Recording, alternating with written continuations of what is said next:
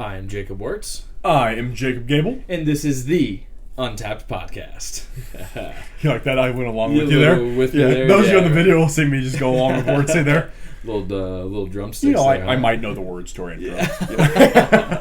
We might have it memorized, don't have to read it off the cards anymore. We might think about it constantly every single day. But yeah, Yeah, we get a lot of things on our mind every single day. Yeah, that is for sure. Yeah. You want to dive right in then? That's kind of what we're going to cover today, guys. Yeah. But coming off of Season 2, Episode 1, did really well, and which is good because it's a very important topic.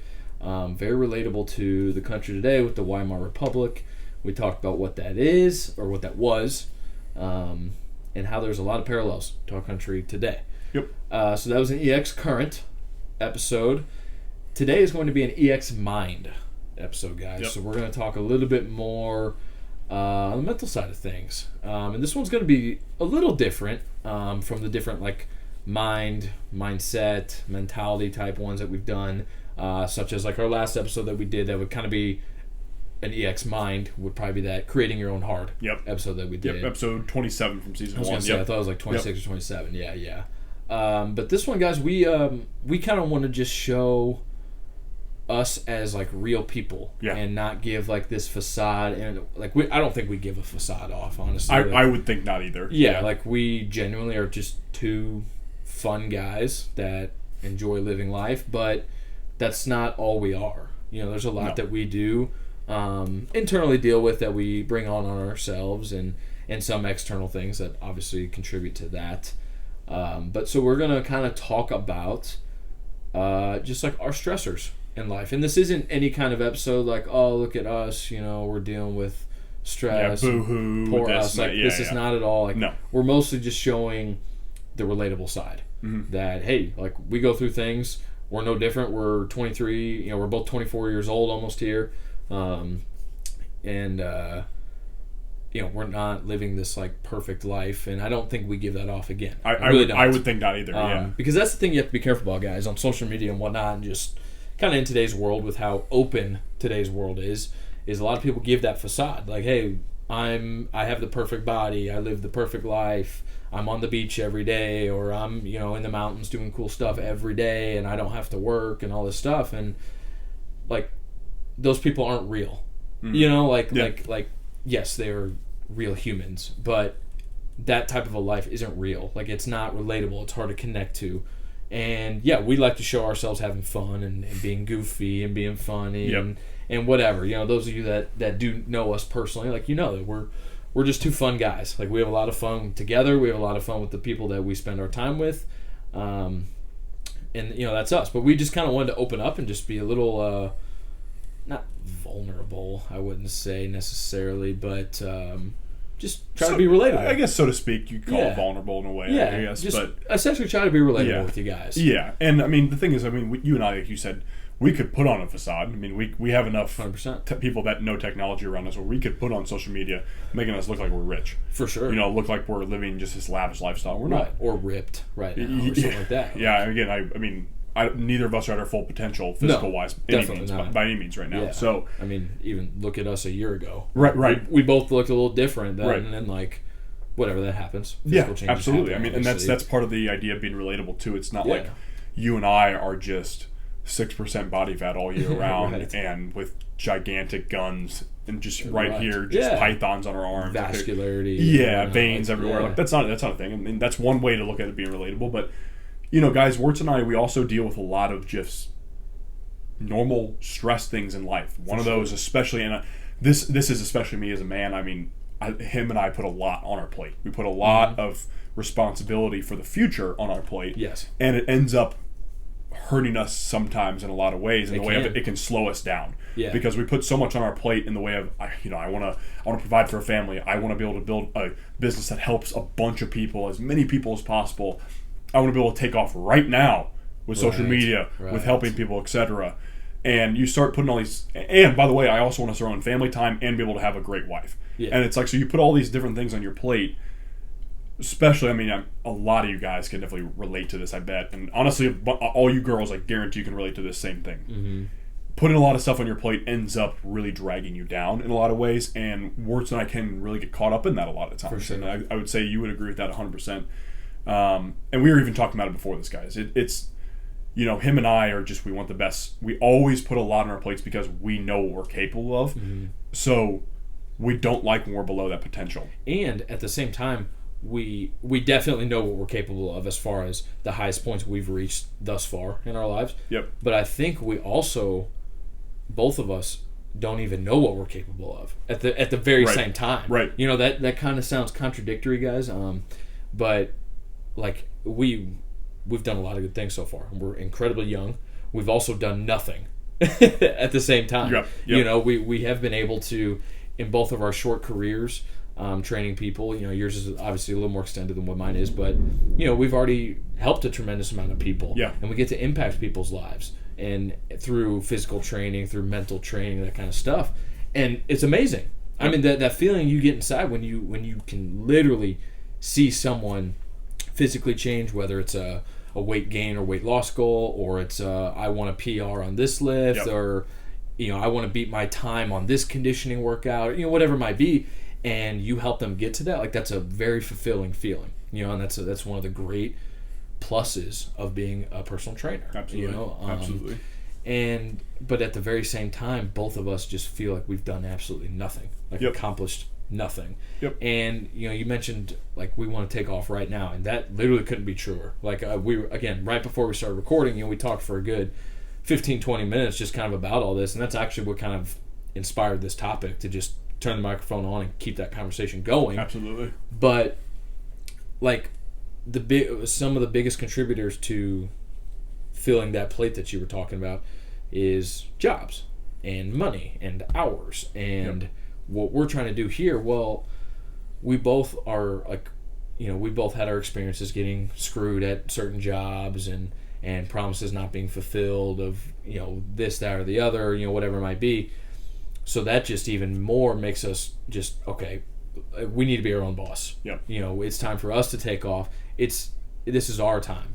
This is our opportunity. Right. And, with social media, again, guys, this kind of points to the people that we look at on social media living the perfect life. Well, they have their stresses. They just don't show it, which, again, makes them unrelatable to a point. Definitely. Now, the people who just cry and talk about their stress way, way too much, that's just annoying. Well, all of a sudden, when they do that, too, guess what? They put themselves in that situation as well. So, like, they all they know is stress at that point in time, and then they inadvertently make things worse for themselves. 100%. Too. That's another thing as well that we kind of want to bring up with the fact that, calling ourselves out, but also mm-hmm. giving a little bit of a relatable fact for you guys to go off of, too, in this case. Because, I mean, if we just sat and wallowed all day about how this is so hard, there's so many responsibilities we put on ourselves and whatnot, I'm just give up. Yeah, right. If we did that, of course, all we're going to know is negative things in life. Mm-hmm. It's a pretty, known fact that is like your mind would lead you directly to that if that's all you put in your mind all the time. Well, and if you just continually throw in the towel, continually give up, continually quit, continually do all these negative things, you're never going to find out what you're capable of. You're not even going to sniff it. No. And as cliche as it is, but it's incredibly true, through those times where you're like, I'm done. Like, I'm done. I got to be done. I quit. I'm going to quit. Like, if you can push through that, whatever that other side of that is, like, that's when you find out, wow, I am capable of this. Yeah. What's next? Then you get a little more hungry for it. And, like physically, I think my biggest relatable one there is just weight loss. Being very overweight. When I was, there were plenty of times where okay, eating healthy is just not doing it for me. Like those chips are calling my name. Mm-hmm. And like I still struggle with that now. Like I like chips. Chips are fire. I like salty snacks. Yeah, I'm more of a salty snack than a That's sweet tooth. Yeah. So like candy's good and stuff, but I don't know. I've always been a salty snack. So like that's something I still struggle with. Yep. Is just fighting those urges, and some days I'm better, some days I'm not.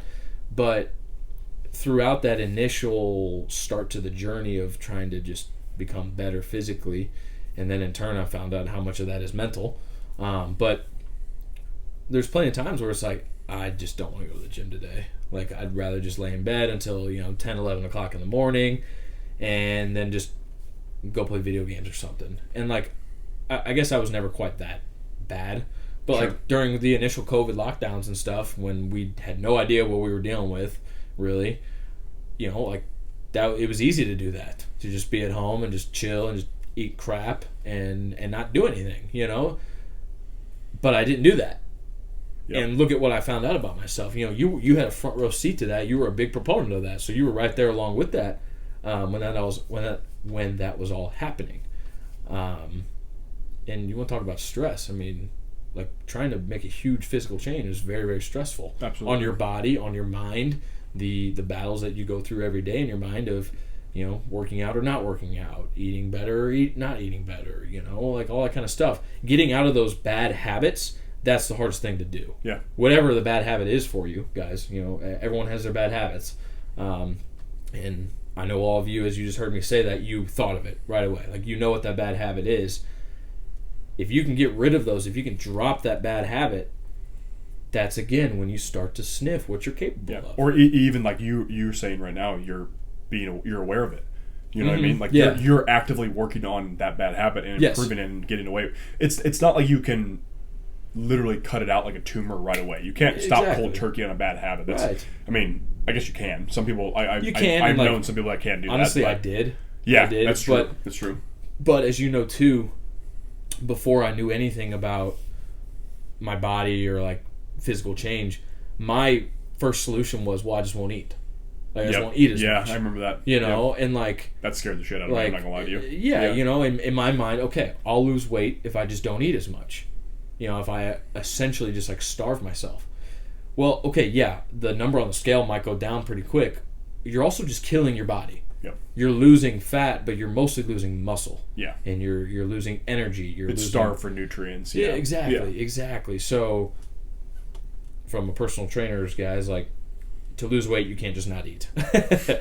Just set that out there right now. But, like, that was my initial solution, and, like, that's ridiculous. Yeah. It's I get that. Ridiculous way of thinking. I think a lot of, I can't fully speak to this, but just knowing the girls that I do, just in general in my life, like, that's very prevalent in the female, community. You and I have both known and just, like, been around girls that's been a very prominent thing. Yeah, exactly. That's what they assume. They just assume that you're going to eat 500 to 1,000 calories, and that's the answer to everything. And this is not even just, like, girlfriends that we've had. Like, these are just, again, girls we've interacted with, friends, friends of siblings and stuff like that. Like, I think you girls just think, okay, if I just don't eat, I'll be skinny. Yeah. What does that even mean? Yeah. It's a terrifying thought is what it is, because your body, like you said, you could, crash your metabolism entirely doing that. Yeah. I mean, we're not even going to get into science, just that you will end up being worse than you were on the opposite side of things. And what comes with that? More new stress. Exactly. More new stress, and all of a sudden you're on the other end of the things, and then maybe you go back to the bad habits again and gain more weight back. Right. So it's a perpetual cycle. You have to nip it in the bud in the right way. That's a big key right there. Yeah. What Wurtz is talking about with weight loss. He nipped it in the bud in the right way, and then eventually. Yeah, eventually. But again, that's what we're talking about. It's eventually. Like, it's not like he just had everything figured out the minute he decided to. Still don't. That's 100%. No, none of us have it figured out. Right. But that's the thing is, like, that you have to understand that in your mind too. Is like, you cannot have everything figured out, and Wurtz is actively working to handle the weight loss situation. Right. Right. And that's kind of the overall point of this topic, guys. Is that's one thing. That's one part of the plate. But then there's, what did I just list to you before we started? Like 6 things that I had. I was like, dude, this are all getting my attention and all causing stress. Mm-hmm. And guys, stress has a negative connotation, but there is good and bad stress. Yes, absolutely. Good stress will put pressure on you to do the things you're supposed to. Good stress will wake you up to certain things that you might be lacking in, whether it's a weight issue or a relationship issue or a job issue, or hobbies or something like that, But good stress can kind of kick into gear. Be like, hey, you need to pick it up right here. You know? Bad stress, if you just let it dwell on you and just let it just weigh your mind down and all this stuff, then you're not going to be productive in any of them. You turn yourself into like Atlas in Greek mythology when he's holding up the world, that type of thing. That's what bad stress ends up doing. Like too much bad stress. Yes. I mean, because again, like there's always going to be a balance of the two. Yes. But you want to try to implement as much good stress as possible in your life, because then it makes you, like you said, especially, I mean, the most relatable thing is at your job. Like whether you're working at McDonald's, whether you're a CEO on Wall Street or whatever, you should have a good stress that keeps you in gear all the time, because you should always be working hard. Yeah. Whatever job. I mean, I've caught myself plenty of times not giving my all at my own job. I can 100% admit that. And so that's the thing, is like if you implement good stress, maybe even your manager implements good stress too, all of a sudden it kicks you into gear and you're working your ass off when you're there. Right. So an example of good stress at your job, guys, would be going out of your way to learn a new skill for that job. How can I, for us, like an example for us, how can we be better trainers? How can we expand our knowledge? What new certifications could I look into to help even more clients with different issues, stuff like that? You know, that's stuff that we've talked about already. And honestly, that's a contributing factor to mine, is just like how can I be a better trainer for these athletes that I train, or for your individual clients? Like, how can I be a better trainer for them? Like that's an example of good stress if you act on it. Yeah. It could be bad stress if you just like, how do I be a better trainer? Well, I don't know how to do that, so like I'm just not going to. And then that's just trying to like push it away. Well, it's always going to creep back. Always. So guys, I was listening to, we're talking about having multiple different streams of stress. And I was listening to a podcast the other day, Ed Milet's podcast. For once, it was not Andy's podcast. I do try my best to... Ed's also a stud muffin. Hear different voices. But I was listening to Ed Milet's podcast, and he had a guest on, and this guest said, diluted focus gives diluted results. Diluted focus gives diluted results. And I literally, when I heard it the first time, because they said that exact sentence a few times throughout the podcast, I paused it, and I was like, man, that is perfect. Yep. Like, that is so true. If you are getting stress from, 4, 5, 6 or more different areas in your life, and you're trying to give your full attention to all 4, 5, 6 or more of those things, you're diluting your focus, and therefore your results in those areas are never going to get better. They just won't. Yep. And I think so many people in our society can't grasp that concept of diluted focus gives diluted results. Yep. Wouldn't you agree with that? Like what do you think about that? I mean, I'm curious. You're talking about society being able to grasp that idea. It's like you're saying it can be difficult for society to grasp that. I think too many people try to be Atlas. Yeah. Too many people try to give their attention to everyone or everything in their life, but they also forget about themselves. That's just a great example. Like whoever wrote like that whole idea of Atlas and whatnot. Yeah. Like that's a perfect way to put it, because so many people, like you said, like try to put the whole world on their shoulders. Mm-hmm. And obviously the whole world would mean their amount of stress that is too much for them. Yeah.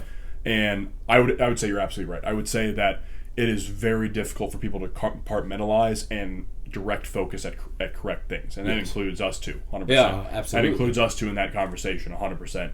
And it's very noticeable, because so many times when you have conversations with people, it's just, this is weighing me down, this is weighing me down, this is weighing me down. I'm like, well, have you addressed that one thing yet? Right. Have you addressed just the one, like one of the things they list to me? Have you addressed that one thing? And almost always what they'll say is, no, because I was handling da-da-da-da-da. Exactly. And it's like, there's the point. Yeah. There's the point. There's the point, because you're scatterbrained everywhere. Right. And again, this is that's a call out for me too. And because it's such a relatable thing, and that's why, we always hear the thing, it's like you always give good advice, but a lot of people don't listen to their own good advice and whatnot. Yeah. Oh, yeah. That's one thing I've been, in the last year especially, been trying to get better at, because it's like when I give a piece of advice to somebody, I'm like, okay, am I doing that?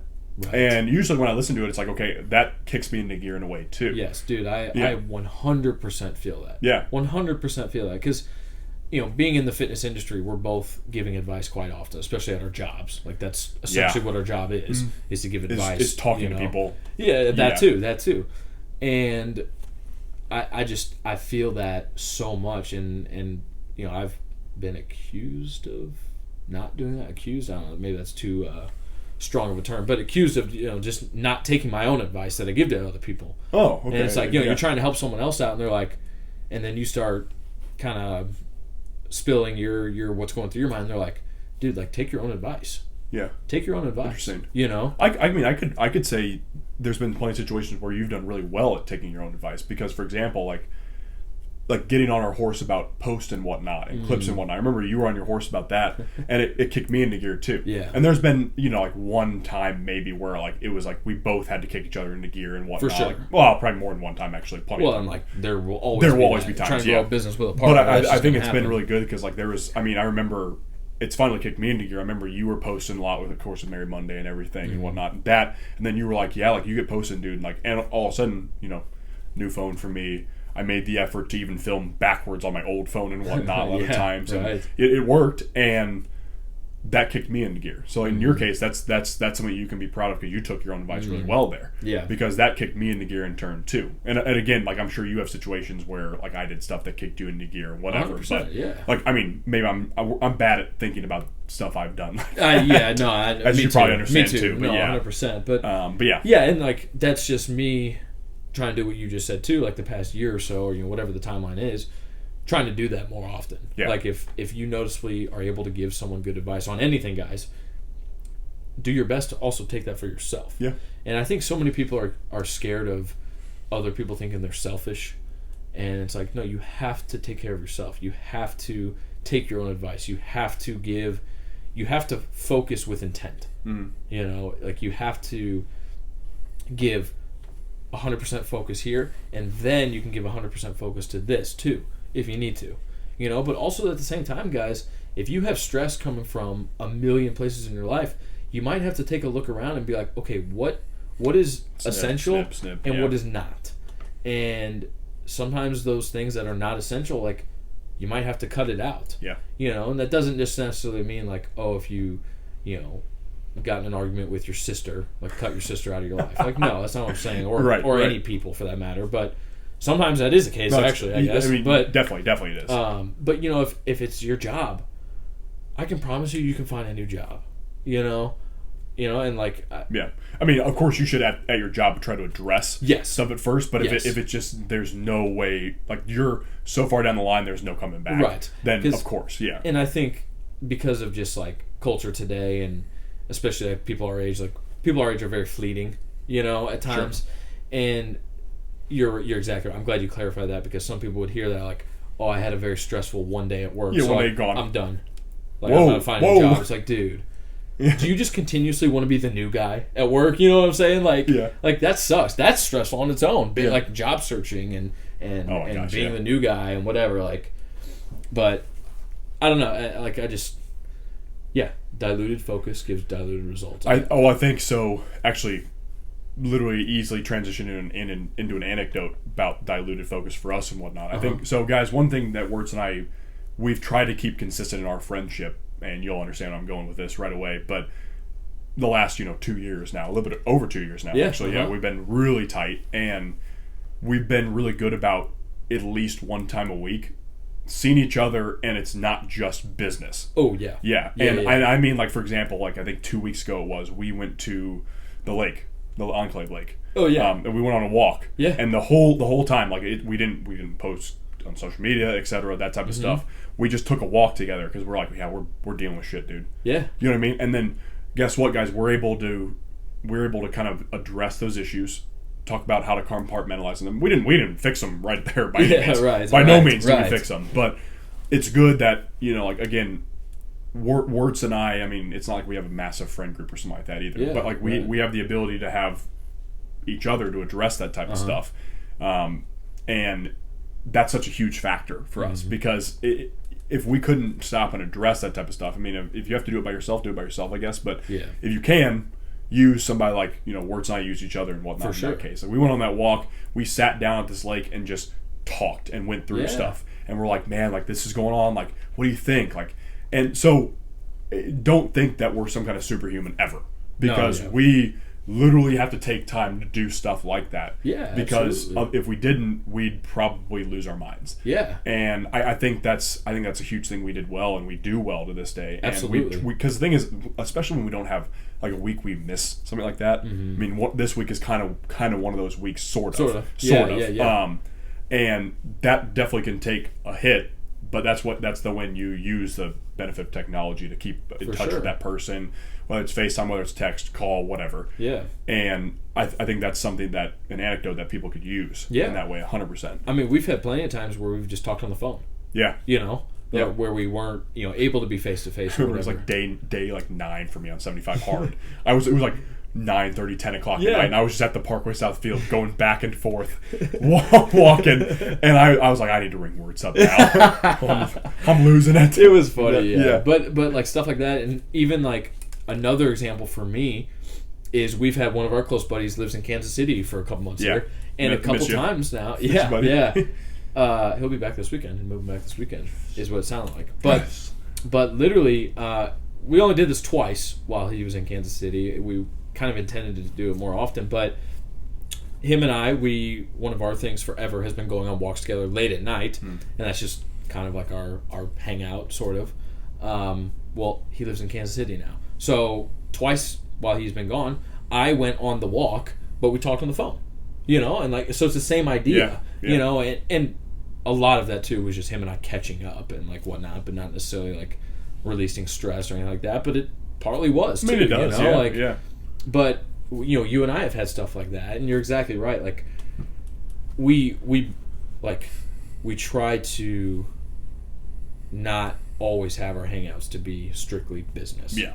Or within a time together that we are doing business, such as these podcast days, we still try to find time to where we are able to just kind of hang out and talk, catch up, talk about work, talk about stupid sports stuff, or whatever, whatever it might be. And all while still also being like, man, how can we take off?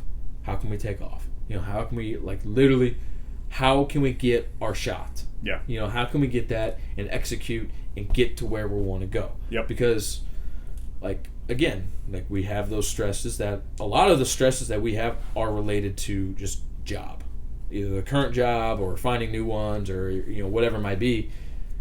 And I think a lot of people can connect with that. Not everyone wants to grow their own business, and that's totally fine.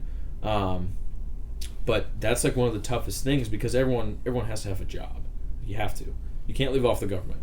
Yes, I said it. Don't live off the government. Yeah, right. There's always strings attached.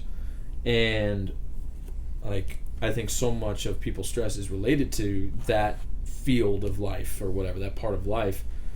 And we try to just find ways that we can get closer to that, closer to be given that shot, and take advantage of that, all while still also being able to be friends. Yeah, I mean, I'd like to, and I'll give like a quick anecdote that kind of relates on my end, and then we can probably, we can kind of probably drop to the Q&A. For sure. Kind of a good anecdote to lead us in and wrap us in another example here, guys. But we were talking about just job now, and this kind of triggered my memory again here. And the whole stress of work, money, this and that, like the rat race, etc. Yeah, I guess I should have said money was the not necessarily job, but money. But I mean, job. That's all in one. Yeah, absolutely. Right. But I mean, for example, guys, so we had on my younger brother Mitch, episode 29 from season 1. You guys can probably tell, really intelligent kid, really good kid. Love him. He's awesome. I couldn't be more thankful to have Mitchell in my life. One of the things though is that him and I, intelligence-wise, differ in a lot of ways.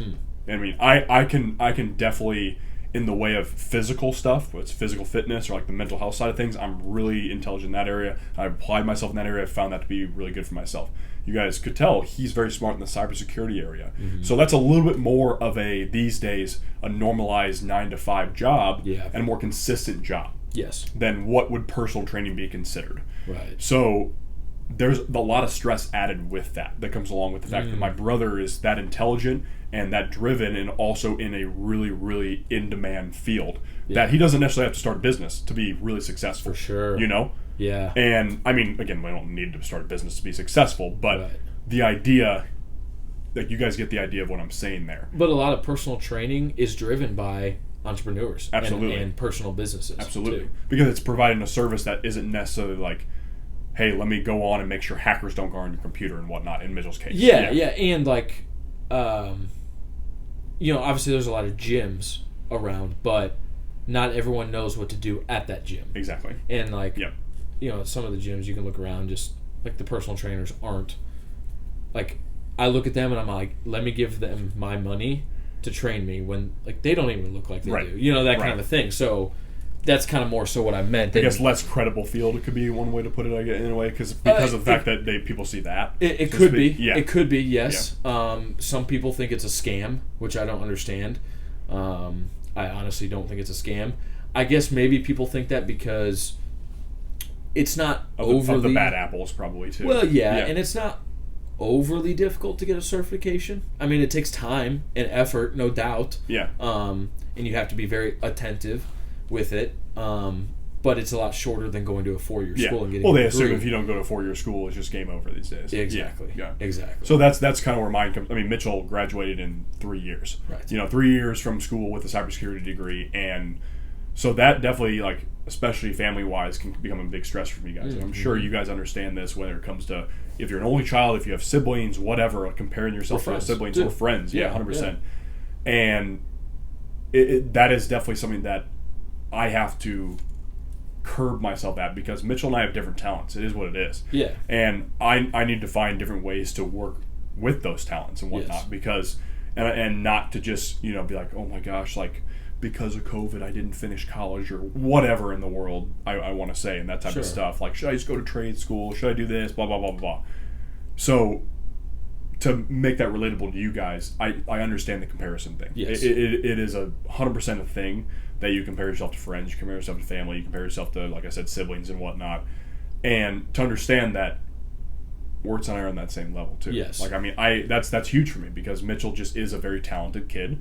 And I'm like, I have to understand, I'm not talented in the way of cybersecurity. Like, that was never where I was going to go, because math was never a strong subject for me.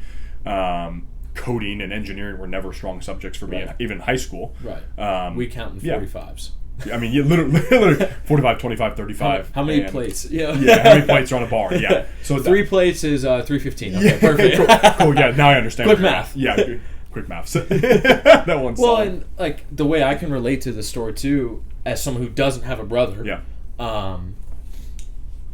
Especially in the sibling I have here at home, like she's still in high school, but I don't have a brother to directly compare that to. But the people I can relate that to is two of our 3 closest friends here. So that doesn't include Mitch or Sam, both of who we've had on.